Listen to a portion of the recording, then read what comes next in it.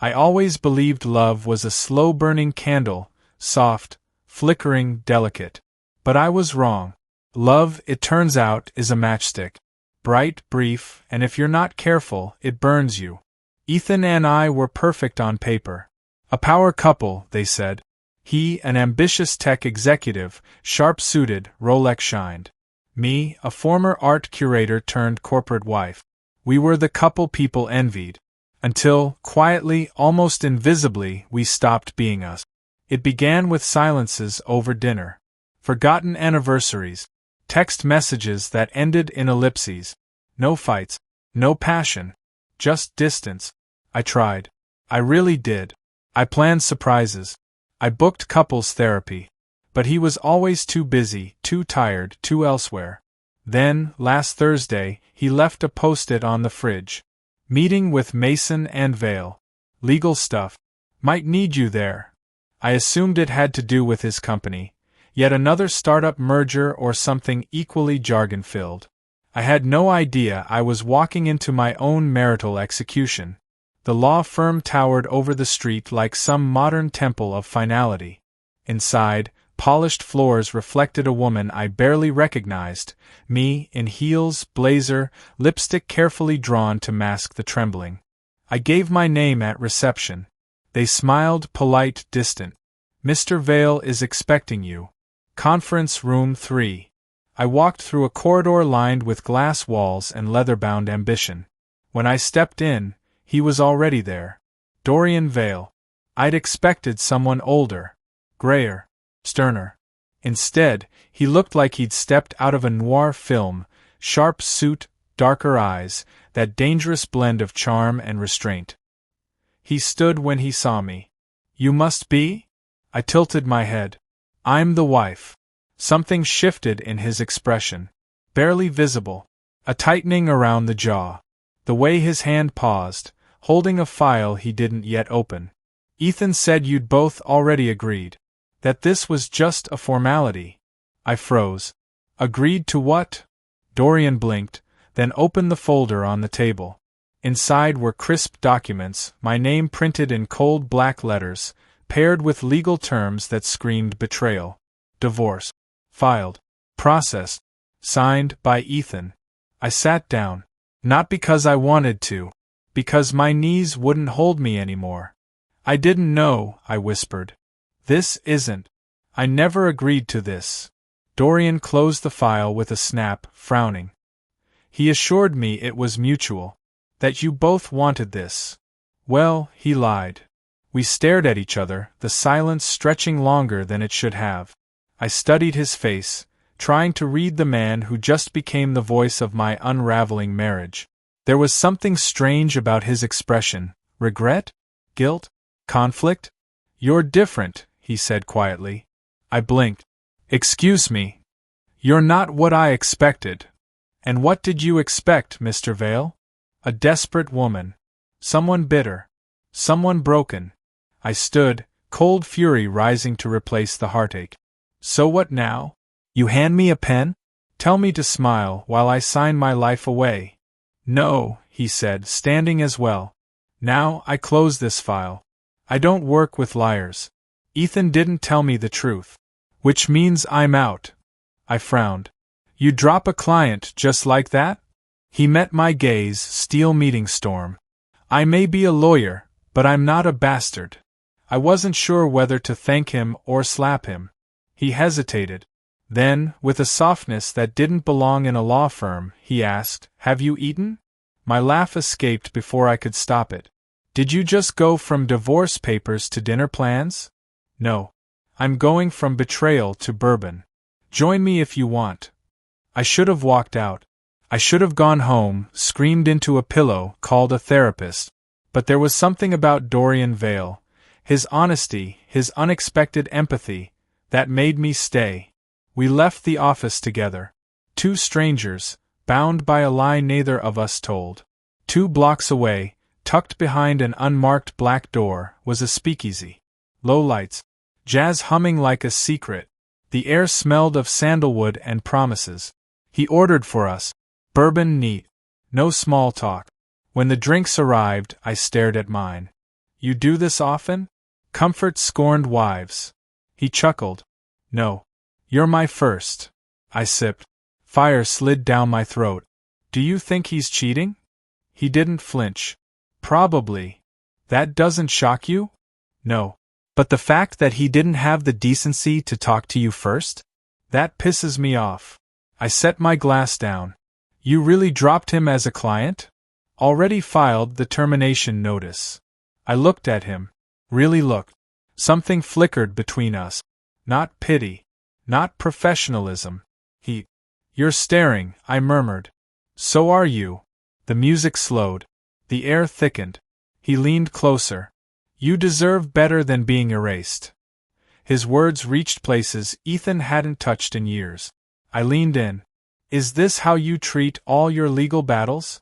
With whiskey and charm? Only the ones I want to lose myself in. And then, just like that, our lips met. There was no logic in it. No planning. Just want. A raw, aching want that clawed its way to the surface. His hand brushed my jaw. My fingers threaded into his hair. Our kiss deepened like a promise neither of us intended to keep. When we pulled away, breathless, my voice trembled. This is wrong. Then why does it feel like the only thing that's right? I should have walked away after the kiss. Should have let guilt slap sense back into me. But I didn't. I couldn't. That moment, charged, reckless, forbidden, sparked something dormant in me. Something I hadn't felt in years. Dorian didn't say anything immediately after our lips parted. He just looked at me like he was trying to memorize my face. Not as a client. Not as Ethan's wife. As me. Let's go somewhere quieter, he said. I nodded. We exited the speakeasy without another word. Outside, city lights flickered like watching eyes, judging shadows. But I didn't care. Not tonight. Not anymore. His car was sleek, black, expensive. I slid into the passenger seat, heart pounding. The air inside smelled like leather and musk. Masculine, restrained, warm. He glanced over at me as he started the engine. You okay? No, I admitted. He didn't push. Just drove. 15 minutes later, we arrived at his apartment. Top floor, glass walls, clean lines, minimal decor. Everything about it screamed control, until he looked at me. There, in his eyes, was the opposite. Chaos. Desire. I stepped inside. My heels echoed against hardwood. He poured another round of bourbon. No music this time. Just silence, pulsing and unspoken. You can still leave, he said, offering the drink. Do you want me to? He exhaled. No. I took the glass, fingers brushing his. Static jolted up my spine. We stood in front of one another. Two people connected by betrayal, now suspended in something dangerously close to lust. I never thought I'd be this woman, I whispered. You're not that woman, he replied. You're a woman who deserved honesty. My jaw tightened. Do you always know the right thing to say? I don't say what's right. I say what's real. He set his glass down and stepped closer. His hands touched my arms, sliding slowly, reverently. Say stop, he whispered. I didn't. Instead, I dropped the drink, let it crash to the floor, liquid spreading like spilled secrets, and pressed my mouth to his. This kiss was different. No stolen moment in a booth. No hesitant flirtation. This was hunger. This was years of loneliness, smothered desire erupting through every touch. His hands found the buttons of my blouse. Mine pulled at his belt. Every layer removed felt like shedding an old version of myself. The woman who waited. The wife who begged. The shadow who stood silently beside Ethan. Gone. His lips moved down my neck, slow, deliberate. His voice rasped against my skin. You taste like freedom. We barely made it to the bedroom. Clothes trailed behind us like regrets. He kissed every part of me like I was holy, a confession he never meant to make. I wasn't being claimed, I was being seen. Every gasp, every moan was liberation. I lost count of the times he whispered my name like a vow. When we finally collapsed against the sheets, sweat-soaked and breathless, I felt the stillness. Not awkward. Not uncertain. Just peace. His arm draped across my waist. My head on his chest. I listened to his heartbeat and wondered if he could hear mine screaming beneath my ribs. "Are you going to hate me in the morning?" I asked quietly. "No," he murmured. "I think I'll want you more." I turned to face him. "This doesn't change anything." Ethan still filed. "I'm still married for now." He nodded. "You're also still a woman who deserves more than legalities." I traced his jawline with my fingers. Strong. Unshaven. Real. "Did you mean it?" I asked. "Mean what?" "That you dropped him. That you don't represent him anymore." His gaze didn't waver. "I meant it. You could lose your reputation. I'd rather lose that than my integrity." Something inside me softened. "You barely know me. Sometimes," he said, brushing my hair back, "you meet someone and your entire life tilts." I leaned in. "And which way are you tilting?" "Toward danger." His lips captured mine again, this time slower. No rush. No urgency. Just quiet, smoldering certainty. I didn't sleep that night. Neither did he. The next morning, I stood in front of the floor-length mirror wrapped in one of his dress shirts. The sun painted golden streaks across my thighs. Dorian watched me from the bed, eyes heavy but warm. "You're beautiful," he said. No makeup. Bed hair. Yesterday's betrayal still lingering in my blood. Especially then. I smiled, small and shy, the kind of smile I thought I lost years ago. He got up, came behind me, and wrapped his arms around my waist. His lips brushed the shell of my ear. "Stay. Just a little longer." I should have said no. I should have reminded myself this was temporary, built on bruises. But I stayed. We made coffee, shared stories. I told him about my abandoned art degree. He told me about leaving a Wall Street job to open his own firm because he wanted to be someone people trusted. He looked at me then, eyes raw. "I've never wanted to cross a line before." "Why now?" He didn't answer right away. "Because for the first time, crossing it doesn't feel wrong." Later, as I buttoned my coat, preparing to leave, he stopped me at the door. "If you need anything at all, call me." I nodded, unable to speak. Then he kissed me. Not with hunger. Not with fire. But with reverence. As I stepped out into the world, a new version of me walked with every footfall. One who remembered how it felt to be wanted. One who refused to be erased. And yet a shadow lingered. Ethan. The divorce. The fallout. This wasn't over. Not even close. But for once, I wasn't afraid of the flames. I was walking straight into them, barefoot, breathless, and burning with the memory of Dorian Vale. The sun was mocking me with its warmth the next morning, as if daring me to pretend nothing had changed. But everything had.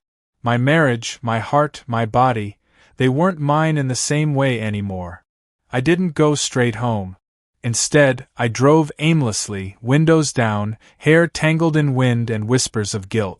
Every red light gave me time to think. Every green forced me to keep moving. Eventually, I pulled into the driveway of the house Ethan and I had bought 5 years ago. Modern. Cold.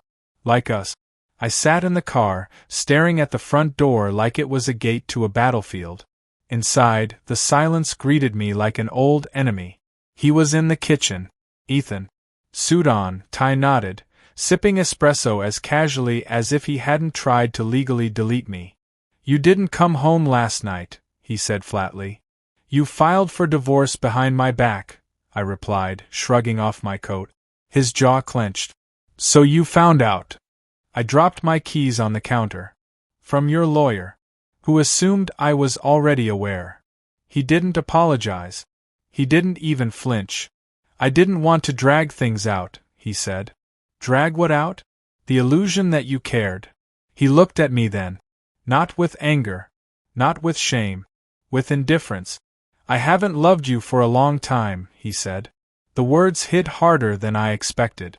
But instead of breaking, something inside me hardened. "And yet you stayed." "So did you." His accusation lingered in the air. He wasn't wrong. We had both been passengers in a sinking ship, watching water rise and doing nothing. Is there someone else? I asked, though I already knew. He didn't deny it. Her name's Layla. We met at a tech summit in Barcelona. Of course. The summit. The one he insisted I skip. She's younger? He gave a faint nod. Prettier. Different. That hurt more than if he'd said yes. I hope she knows she's dating a coward, I snapped. She knows I'm finally free. I laughed, cold, hollow, foreign. You're not free, Ethan. You're predictable. You left a woman who gave up everything for you so you could chase something newer. His phone buzzed on the counter. He didn't pick it up. Probably her. Are you sleeping with him? He asked suddenly. I blinked. Who? Dorian Vale. I nearly laughed. The audacity. The hypocrisy. What if I am? I challenged. His eyes narrowed. You don't even deny it. You didn't either. He stepped closer. He's my lawyer. Not anymore.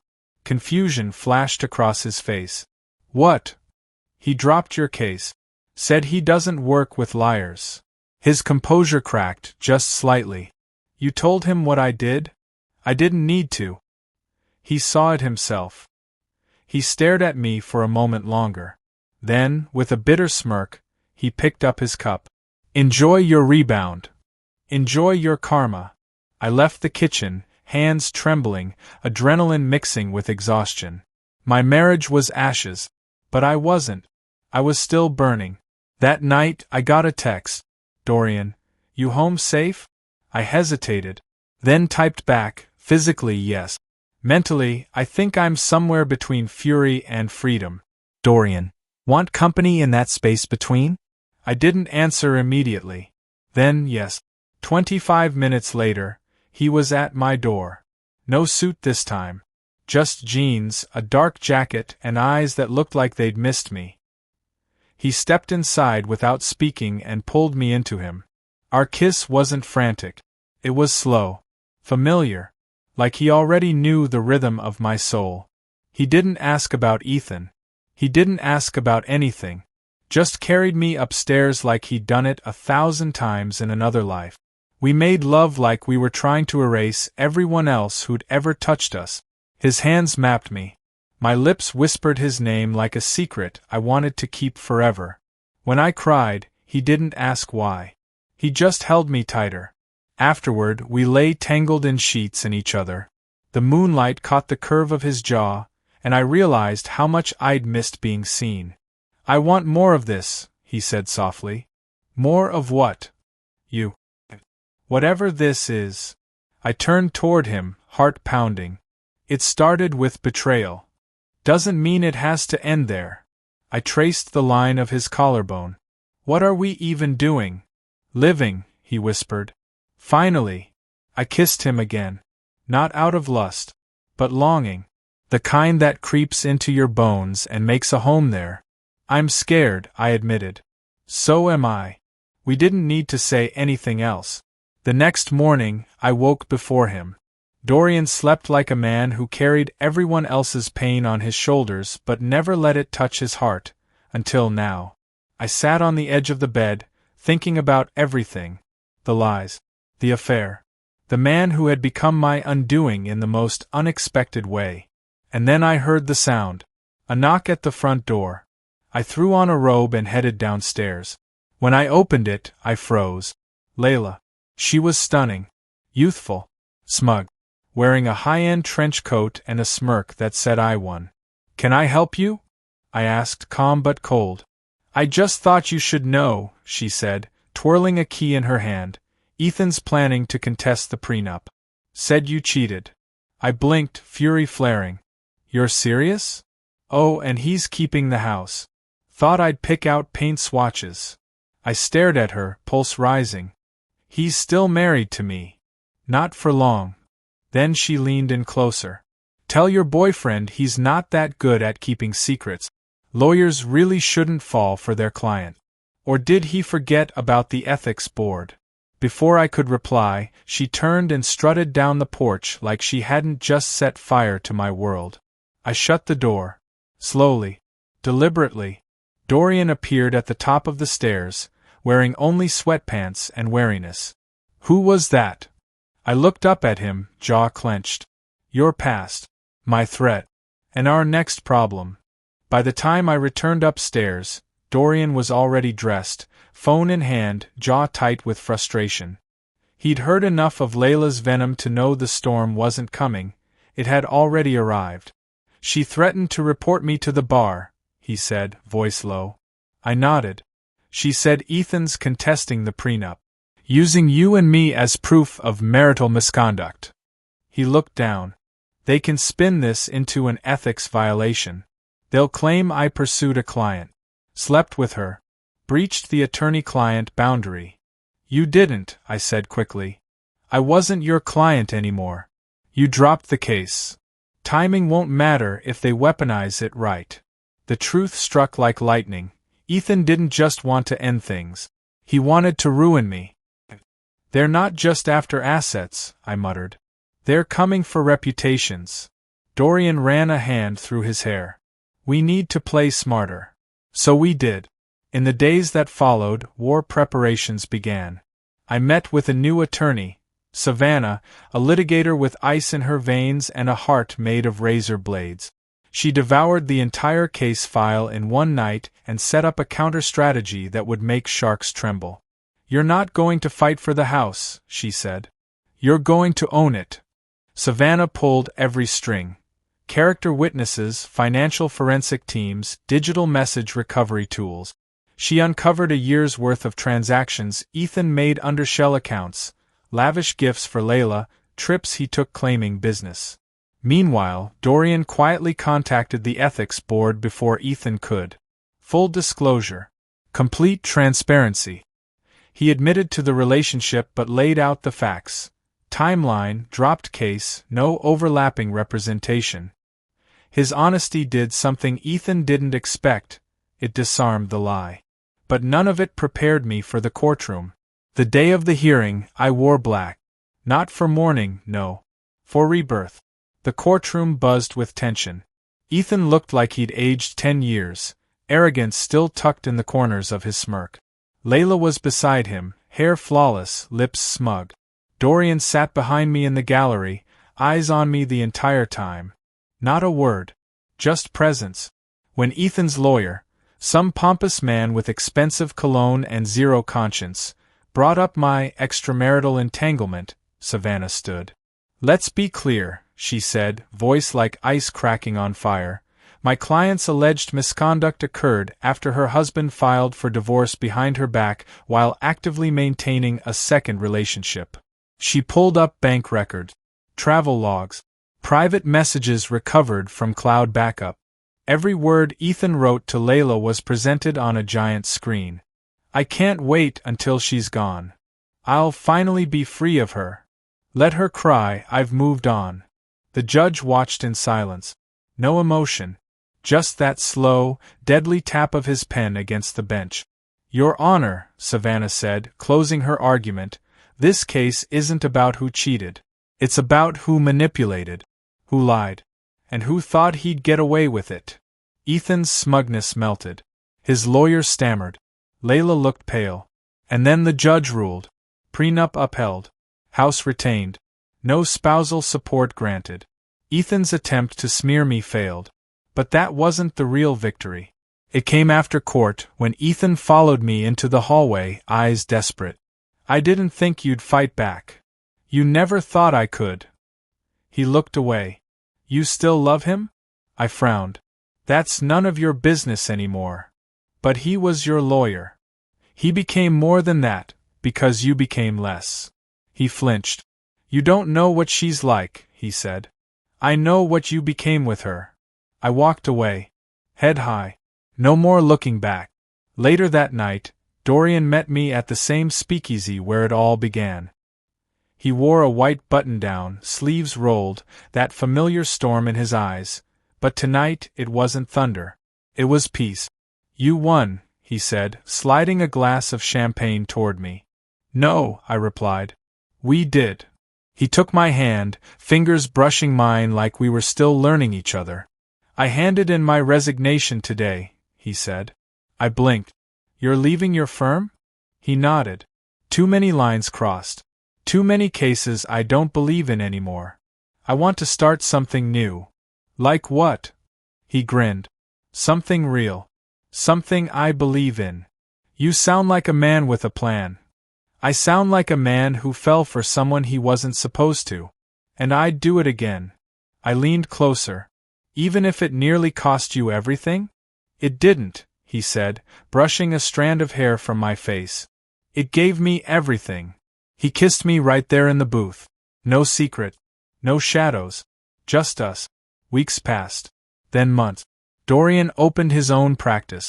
I started painting again, selling pieces online. We moved into a smaller place. Ours, not borrowed from broken vows. Ethan and Layla faded into digital obscurity, forgotten like bad passwords and old voicemail greetings. And me? I stopped asking for love in whispers. I claimed it in full color. With the man who saw me, wanted me, chose me. Not because I was safe, but because I was real.